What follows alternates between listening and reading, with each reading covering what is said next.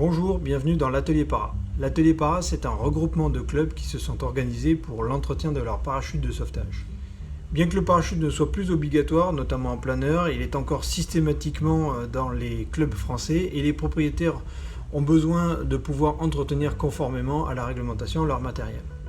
Or, depuis janvier 2022, la réglementation renvoie la responsabilité de l'entretien des parachutes vers le propriétaire et permet désormais de réaliser la maintenance soi-même sans forcément devoir passer par un atelier agréé.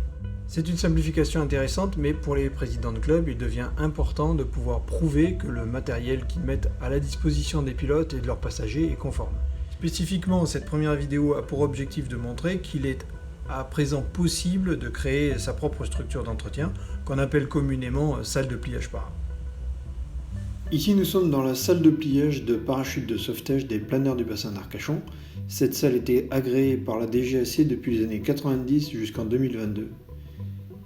Elle réunit donc les principales caractéristiques nécessaires à de bonnes conditions d'entretien des parachutes. On y trouve des moyens de suspension des parachutes pour les faire sécher et une table spéciale sur laquelle les parachutes sont repliés dans leur sac après contrôle.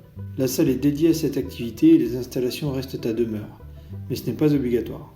On peut opter pour une solution temporaire avec un local non dédié, solution que nous avons choisie à Compiègne où nous commençons désormais à plier les parachutes dans notre propre local. Nous voilà à nouveau à Compiègne dans le clubhouse et nous allons faire ensemble l'inventaire des conditions à remplir pour monter un atelier d'entretien de parachutes. Pour la phase d'entretien annuel, le local doit être préparé et mis en configuration. Le sol doit être propre et la température et l'humidité maîtrisées à l'aide d'un chauffage adapté. Un hygromètre du commerce suffit pour surveiller ce paramètre, conformément aux spécifications du fabricant. Communément, on vise une humidité relative inférieure à 70%.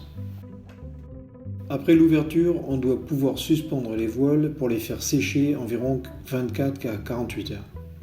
Voici la solution de suspension retenue à Compiègne. Il faut faire preuve de bon sens, l'important c'est que le parachute ne touche pas le sol et éviter les risques de déchirure ou de dégradation extérieure. À l'étape suivante, le local doit permettre le pliage des parachutes, ce qui implique l'utilisation d'une surface lisse d'environ 10 mètres de long, sans aspérité ni électricité statique.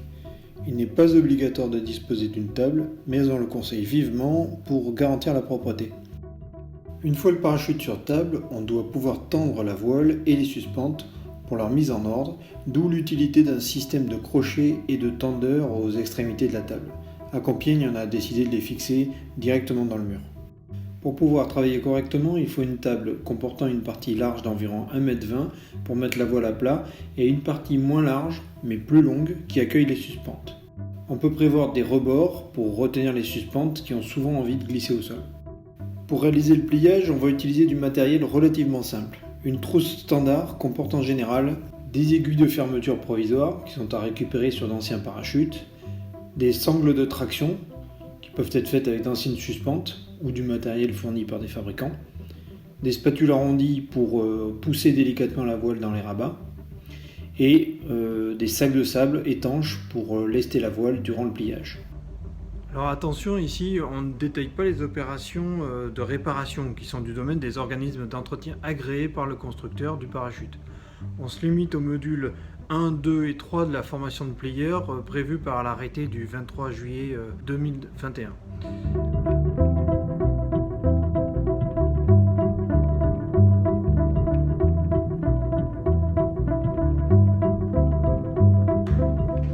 Voilà, comme vous le voyez, c'est assez accessible et on est certainement capable de faire cela dans tous les clubs. Donc j'espère que cette vidéo vous a convaincu de mettre au point votre propre atelier dans votre club, et si ce n'est déjà fait. N'hésitez pas à venir sur le site de l'Atelier Para pour plus d'informations, de la pédago, des conseils, des exemples de documents. Si vous voulez, vous pouvez aussi vous associer à notre groupe et bénéficier de la mise en commun de la base de données techniques. Eh bien, à bientôt dans l'Atelier Para avec de prochaines vidéos et bon vol à tous.